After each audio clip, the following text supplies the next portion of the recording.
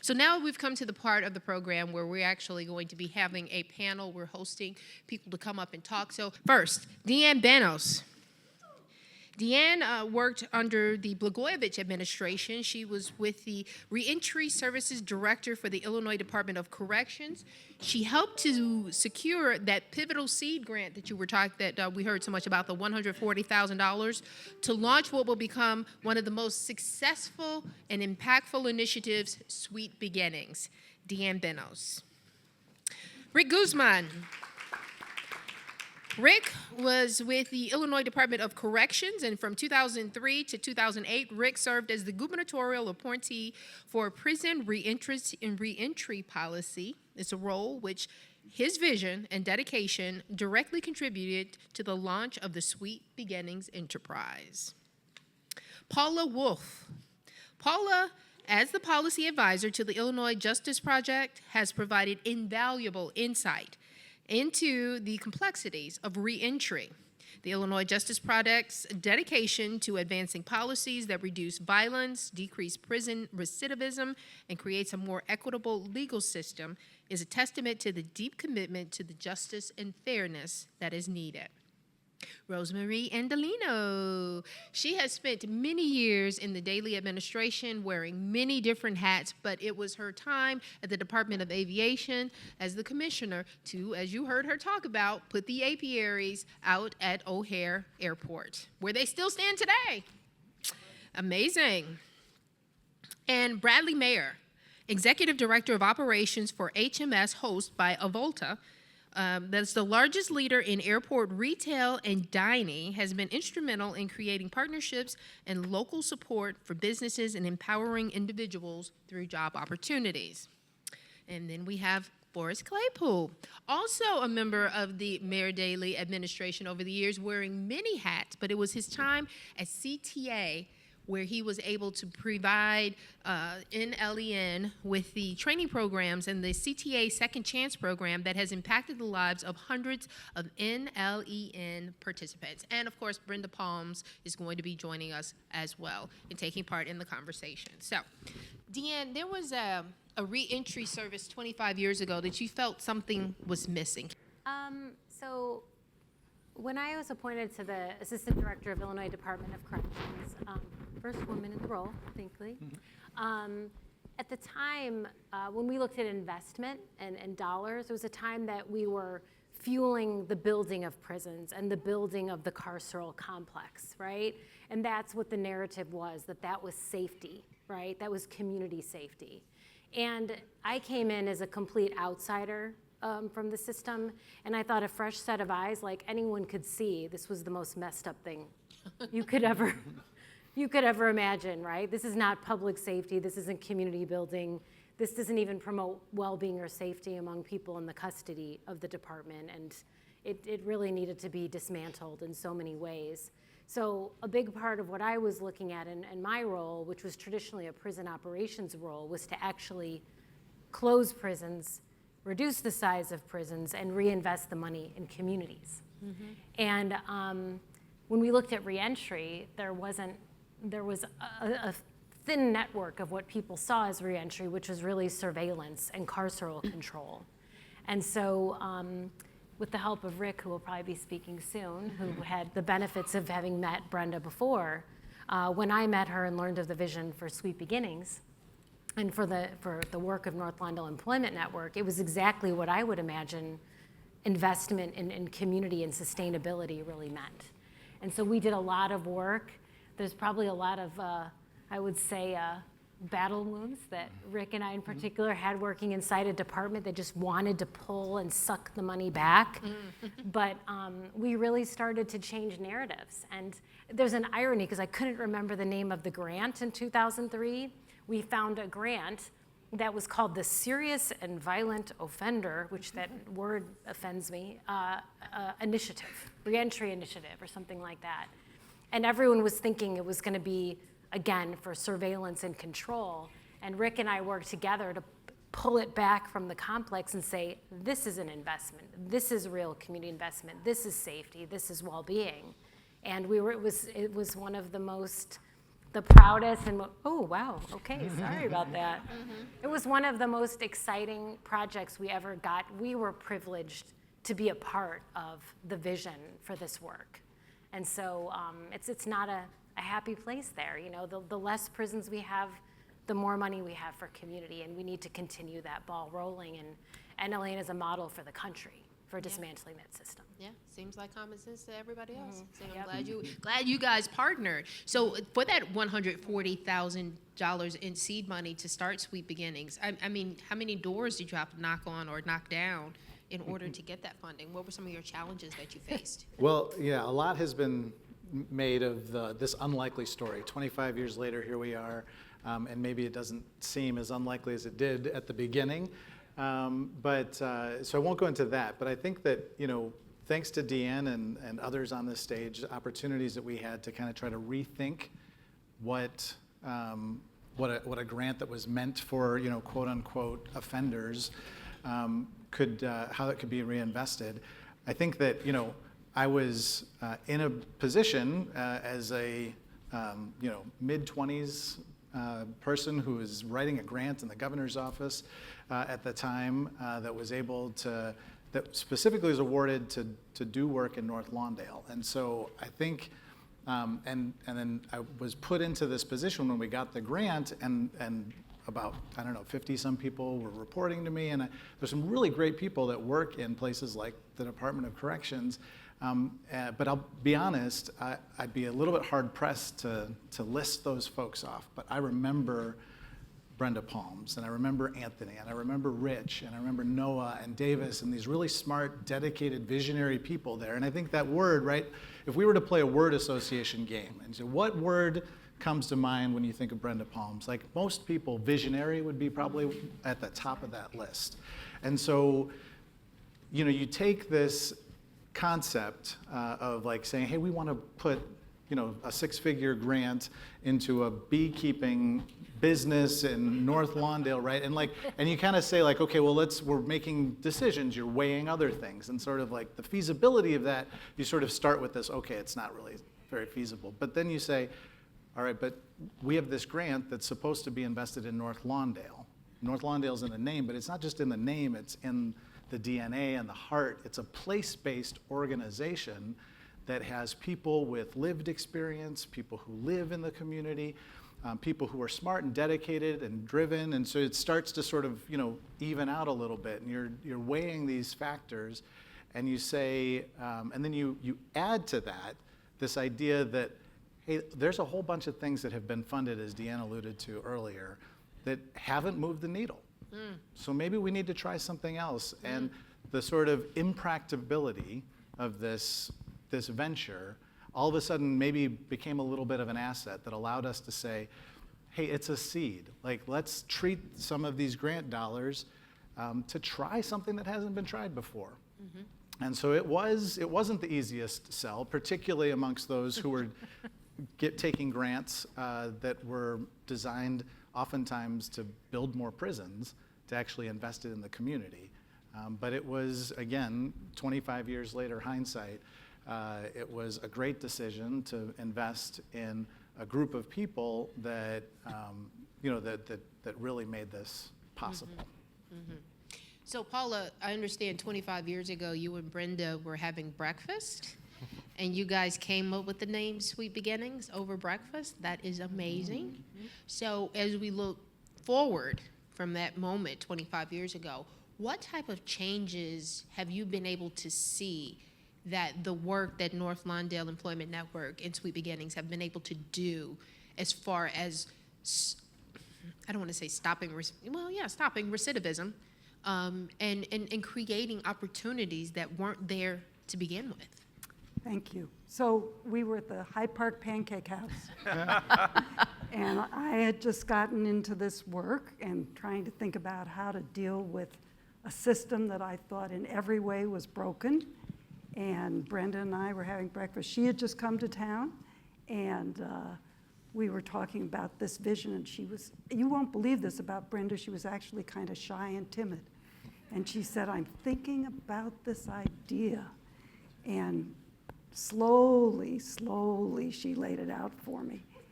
She said, what do you think? And I said, I think that's phenomenal. And she said, well, what should we call it? And I looked at her smile. And I said, Sweet Beginnings. Oh, that- that is amazing.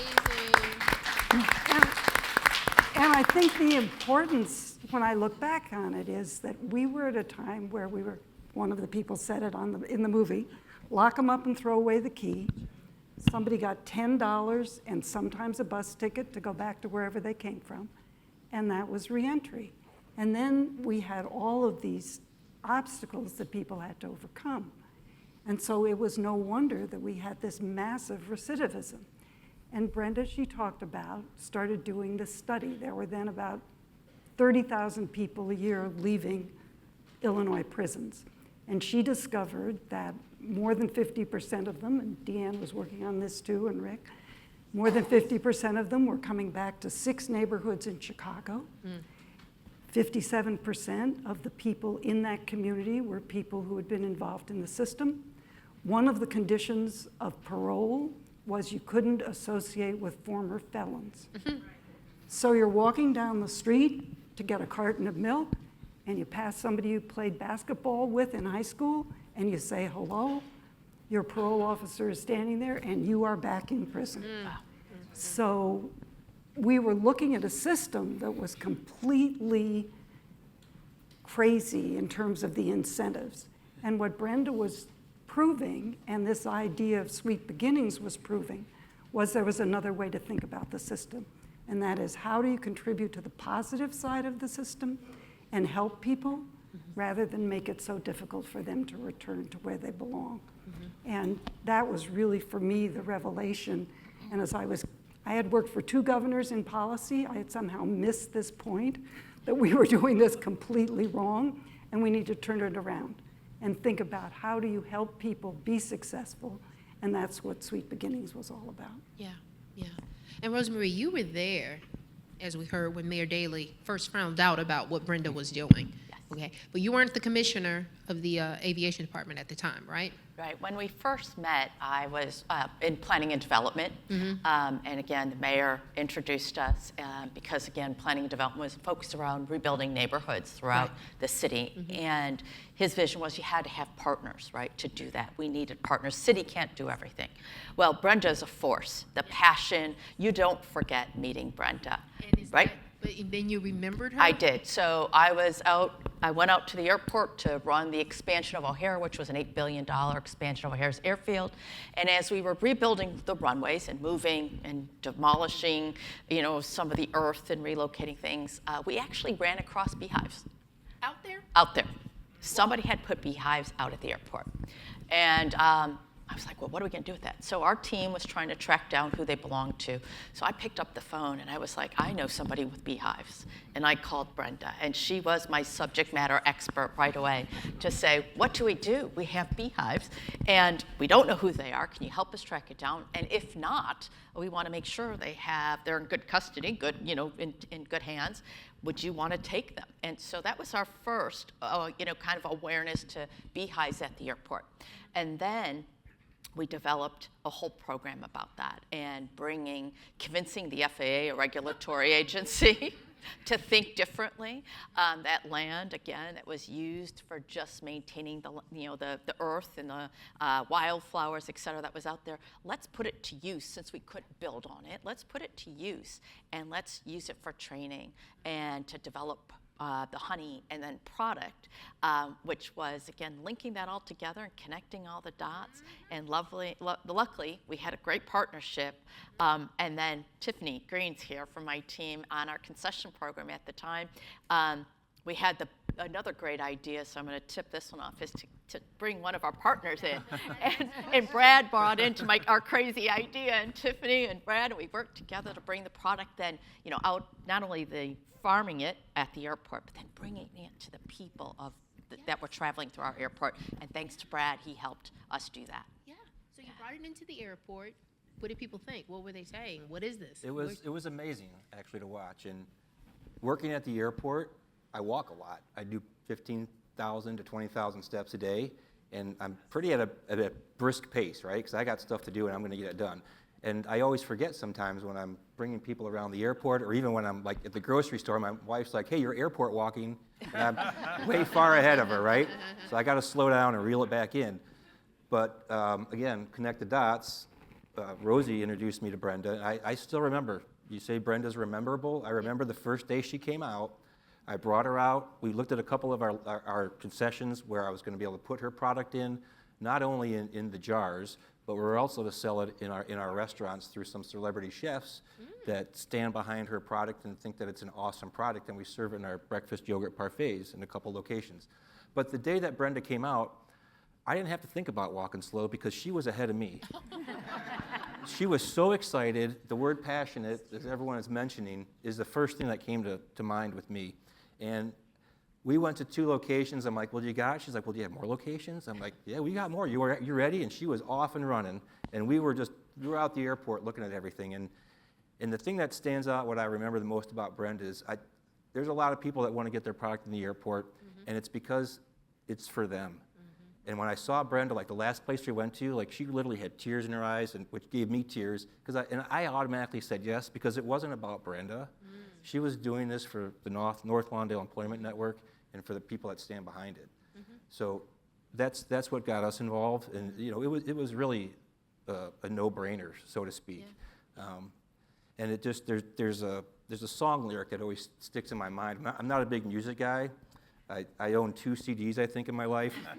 One was John Denver's Greatest Hits, and the other was some Grateful Dead CD. I don't know where or why I had it, but I listened. Somehow my radio in the car got stuck on the country station, and I started listening to it. I'm like, these stories, they all tell song, or these songs all kind of tell a story.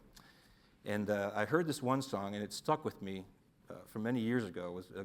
His name's Tim McGraw. It's not like I'm a fan or anything, but he has this song. It's called Humble and Kind, and there's a verse in there that says, when you get where you're going, don't forget, turn around and help the next person in line. Always be humble and kind. And I think everybody in this room is humble and kind. Yeah.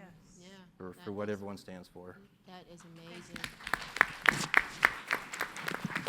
So I'm seeing a thread here. There are partnerships. One connects to the other, to the other, to the other. So how did CTA get off? I see the partnership with Mayor Daley, but you also recognize, because beyond the airport, beyond making honey, you also offer opportunities at the CTA.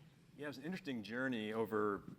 It was a 15 to 20-year journey, and Brenda and the North Lawndale network played a big role in its ultimate success, but not at the beginning, and even it was slowed down at one point. But I recently published a book called The Daley Show about Mayor Daley and about his career and life. And in researching it, I discovered the origin of the Second Chance program. Ron Huberman, who ran the CTA a couple times before me, said that he'd go in there and the mayor would say, I'm getting complaints, the trains are dirty, they smell of urine, they're full of litter, hire ex-offenders, they need jobs. And Ron said, I told the mayor we have a union contract, the union's never gonna go along with that. Every time he would come back in the office, the mayor would say, the trains are dirty, I'm getting complaints, hire ex-offenders, they need jobs. And finally Ron sat down with the union, to his shock, got 65 positions allocated for 9-month apprentices to give people a second chance for work as rail servicers, and to get references and so forth and so on. So that's how that started. It was good. It gave a lot of people an opportunity to translate to the private sector. But by the time I got to the CTA in 2011, there still weren't any permanent positions at the CTA that had been produced by that program, even though there were some in the private sector. And then Brenda had this idea of, she read the papers and saw that there's a shortage of bus diesel mechanics, and it's pronounced, and why can't that be a vehicle for ex-offenders? And so, unfortunately, we had union problems again, we had CDL issues, getting CDL licenses, all kinds of stuff, but we were making progress around 2013. And then we had a big setback, which is that a new guy got elected at the rail union, the same one that had given us the start, a guy named Bob Kelly, and he didn't believe in the program. He shot it down immediately, shut it down. We kept the program going for the months afterwards, but, and then this is some of the names here before came into being. Danny Davis played a key role with us at that time, so I called Danny, first call I made, because I knew his history. And next thing you know, Danny Davis, Bobby Rush, Father Flager are holding press conferences and demonstrations, and they are giving Bob Kelly the Scrooge Award of his on Christmas Eve. But Bob was a stubborn old goat, and he held firm, and they got through Christmas, and he thought he was home free. And then another friend of mine named Maurice Perkins, who's a Southside activist, he was a little more tough. And he had read, I think, Rules for Radicals by Saul Alinsky, I think, because the way he acted. So he broke into the union headquarters and broke up a meeting in their conference room, and his people occupied the offices, and kept occupying it for the day. And when they left, they left on Bob Kelly's desk a draped Confederate flag. So they sent a message. And bit by bit by bit by bit, he was worn down. Finally, Bob gave in, and that was a great success. However, the great thing about it, the other thing that came out of it is his counterpart on the bus side, a guy named Javier Perez, who in his youth was an organizer for Cesar Chavez in the grape unions in California, had watched all this, had admired the work that was going on for ethics offenders, and he said, I'll give you 200 positions on the bus side. And he never liked Bob. So that worked out. So I'll give you 200. So now suddenly we got 265, and then Sally Santos, who's in the back here, was who had a program development, who was in charge of the program for us. She realized that we don't know anything about how to prepare people for this. We get almost 300 positions now, but how are we gonna prepare? We don't have the expertise. So that's where Brenda came in, and we, because of the number of people we had to use a number of agencies, maybe 8, but North Lawndale was one of just 2 organizations that just consistently and reliably brought us people who were prepared to succeed. And also worked with us when there was slippage and we could intervene. And Sally set up her own program that was monitored every day, every Saturday would meet with them, monitor progress, would do counseling. So the combination really gave structure. And as a result, people started having success. And over the next 12 years, more than 650 people have been hired permanently at the Chicago Transit Authority out of the program. I love it, I love it, I love it.